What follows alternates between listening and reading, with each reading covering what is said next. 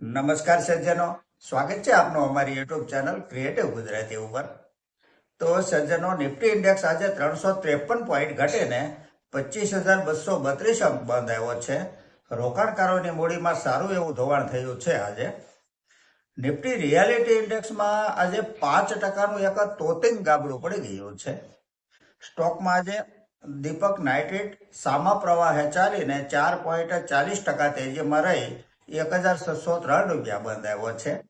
ઘટવામાં ન્યુઝેન software technologies 14.5% down ગયો છે.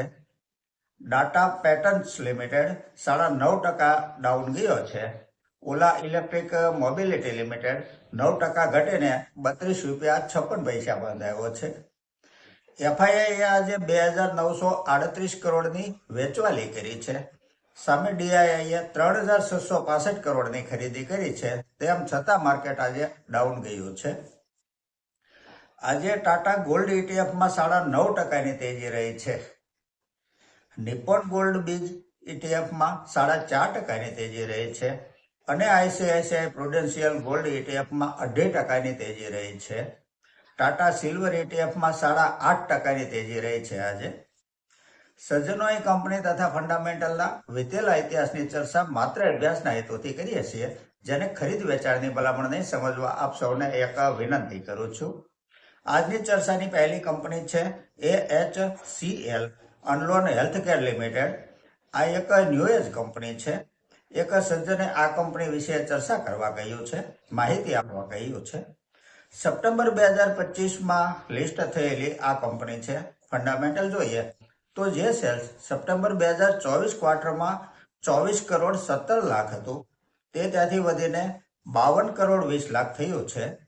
Net profit 2 crore 59 લાખથી વધી 9 કરોડ 32 લાખ થયો છે. છેલ્લા 3 વર્ષનો કમ્પાઉન્ડિંગ પ્રોફિટ ગ્રોથ 473% છે. સેલ્સ ગ્રોથ છે જ્યારે 3 વર્ષનો 28% છે. બેલેન્સ શીટ જોઈએ તો બોરોવિંગ 58 કરોડ છે. સામે રિઝર્વ કંપની પાસે 161 કરોડ છે. માર્કેટ કેપ 675 કરોડની છે. સ્ટોક પ્રાઇસ 127 રૂપિયા છે. 52 વીક હાઈ 173 રૂપિયા બનેલો છે. પી રેશિયો 25 છે. ROCE 24.80% છે. ROE 40% છે. ફેસ વેલ્યુ 10 રૂપિયા છે. આ એક એસએમઈ કંપની છે. લોટ સાઇઝ 166 શેરની છે. સિંગલ ક્વોન્ટિટીમાં ટ્રેડ નથી થતો. આગળની કંપની છે ઓલેક્ટ્રા ગ્રીન ટેક લિમિટેડ. એક સજ્જન ચર્ચા કરવા કહે છે. ફંડામેન્ટલ જોઈએ તો જે સેલ સપ્ટેમ્બર 2024 ક્વાર્ટરમાં 524 કરોડ હતું, તે વધીને 657 કરોડ થયું છે. નેટ પ્રોફિટ 48 કરોડથી વધી 49 કરોડ થયો છે. છેલ્લા 3 વર્ષનો કમ્પાઉન્ડિંગ પ્રોફિટ ગ્રોથ 56% છે. સેલ્સ ગ્રોથ છે જ્યારે 3 વર્ષનો 45% છે. બોરોવિંગ 366 કરોડ છે. રિઝર્વ કંપની પાસે 1,089 કરોડ છે. માર્કેટ કેપ 8,503 કરોડની છે. સ્ટોક પ્રાઇસ 1,035 રૂપિયા છે. 52 વીક હાઈ 1,714 રૂપિયા બનેલો છે. પી રેશિયો 59 છે. ROCE 20% છે. ROE 14% છે. પ્રમોટર હોલ્ડિંગ 50% છે. એફઆઈઆઈ પાસે 6.90% હોલ્ડિંગ છે. ડીઆઈઆઈ પાસે 0.82% હોલ્ડિંગ છે અને પબ્લિકનું હોલ્ડિંગ 42.28% છે. ઇલેક્ટ્રિક બસ બનાવતી આ એક પ્રોફિટેબલ કંપની છે. આગળની કંપની છે પીટીસી ઇન્ડિયા લિમિટેડ. આ કંપની વિશે માહિતી આપવા એક સજ્જન કહે છે. સાદી ભાષામાં કહીએ તો કંપની પાવરનો વ્યાપાર કરે છે. ફંડામેન્ટલ જોઈએ તો જે સેલ્સ સપ્ટેમ્બર 2024 ક્વાર્ટરમાં 5,128 કરોડ હતું, તે ત્યાંથી વધીને 5,459 કરોડ થયું છે. નેટ પ્રોફિટ 234 કરોડથી થોડો ઘટી 222 કરોડ થયો છે. છેલ્લા 3 વર્ષનો કમ્પાઉન્ડિંગ પ્રોફિટ ગ્રોથ 10% છે. સેલ્સ ગ્રોથ છે જ્યારે 3 વર્ષનો -1% છે. આ કંપનીનું પરફોર્મન્સ નબળું છે. આગળની કંપની છે નેફ્રોકેર હેલ્થ સર્વિસીસ લિમિટેડ. એક સજ્જન માહિતી આપવા કહે છે. ડિસેમ્બર 2025માં લિસ્ટેડ થયેલી છે કંપની. છેલ્લા 3 વર્ષનો કમ્પાઉન્ડિંગ પ્રોફિટ ગ્રોથ 72% છે. સેલ્સ ગ્રોથ 3 વર્ષનો 36% છે. બોરોવિંગ 261 કરોડ છે. સામે રિઝર્વ કંપની પાસે 713 કરોડ છે. માર્કેટ કેપ 4,977 કરોડની છે. સ્ટોક પ્રાઇસ 495 રૂપિયા છે. 52 વીક હાઈ 518 રૂપિયા બનેલો છે. પી રેશિયો 75 છે.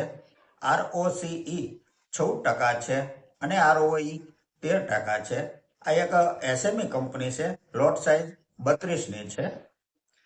આગળ સૂર્યોદય સ્મોલ ફાઇનાન્સ બેંક વિશે માહિતી આપવા એક સજ્જન કહે છે, ફંડામેન્ટલ જોઈએ તો જે રેવન્યુ સપ્ટેમ્બર 2024 ક્વાર્ટરમાં 507 કરોડ હતી તે ત્યાંથી વધી 520 કરોડ થઈ છે. નેટ પ્રોફિટ 45 કરોડથી ઘટીને 30 કરોડ થયો છે. છેલ્લા 3 વર્ષનો કમ્પાઉન્ડિંગ પ્રોફિટ ગ્રોથ 48% છે. TTM -72% છે. સેલ્સ ગ્રોથ 3 વર્ષનો 28% છે અને TTM 7% છે. માર્કેટ કેપ 1,443 કરોડની છે. એક સ્મોલ કેપ કંપની છે. સ્ટોક પ્રાઇસ 136 રૂપિયા છે. 52 વીક હાઈ 161 રૂપિયા બનેલો છે. પી રેશિયો 22 છે. ROCE 7.28% છે. ROE 6.16% છે. ફેસ વેલ્યુ 10 રૂપિયા છે. શેર હોલ્ડિંગ પેટર્ન જોઈએ તો પ્રમોટર હોલ્ડિંગ 22.43% છે. FII પાસે 4.67% હોલ્ડિંગ છે. DII પાસે 6.62% હોલ્ડિંગ છે અને પબ્લિકનું હોલ્ડિંગ 66.28% છે. ફંડામેન્ટલ સારું ન કહી શકાય. સજ્જનો, માર્કેટમાં ટોપ અને બોટમ ક્યાં બનશે અને ક્યારે બનશે તે કદી પણ કોઈ કહી શકતું નથી, પરંતુ ટોપ અને બોટમ કોઈ ને કોઈ લેવલે ટોપ બનશે જ. તે એક નિર્વિવાદ સત્ય છે. માટે જે કોઈનું પણ વિઝન લોંગ ટર્મ હોય તેઓએ શોર્ટ ટર્મ નહીં વિચારવું જોઈએ. એસઆઈપી વગેરે ચાલુ રાખવાથી નીચા ભાવે યુનિટ વધારે ભેગા થાય તે વાતને બરાબર સમજીને ચાલવું જોઈએ. તો સજ્જનો, આ સાથે આજની આ ચર્ચા અહીં પૂરી કરીએ છીએ. જો આપને આજની આ ચર્ચા પસંદ આવી હોય તો લાઈક કરજો, શેર કરજો, મારી ચેનલને સબસ્ક્રાઈબ કરજો. નમસ્કાર.